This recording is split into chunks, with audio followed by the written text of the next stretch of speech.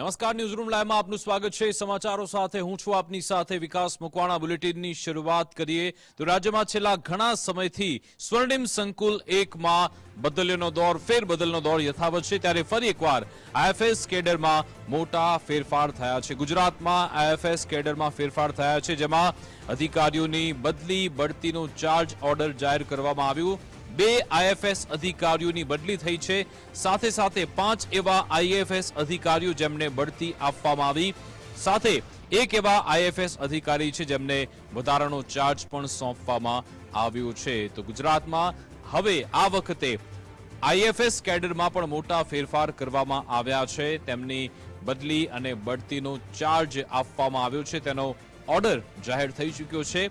ગુજરાતમાં 2 આઈએફએસ અધિકારીઓની બદલી પણ થઈ છે અને 5 એવા આઈએફએસ અધિકારી જેમને બઢતી મળી છે। આજ અંગે વિસ્તૃત જાણકારી આપશે સંવાદદાતા નિકુંજ જાની ફોનલાઈન પર જોડાઈ ગયા છે। જે નિકુંજ, જી, આઈએફએસ અધિકારીની બદલીના ઓર્ડર થયા છે। 2 આઈએફએસ અધિકારીની બદલી કરાઈ છે, જ્યારે 5 આઈએફએસ અધિકારીને બઢતી આપવામાં આવી છે। એક આઈએફએસ અધિકારીને વધારાનો ચાર્જ સોંપવામાં આવ્યો છે, તે પ્રકારના ઓર્ડર કરવામાં આવ્યા છે।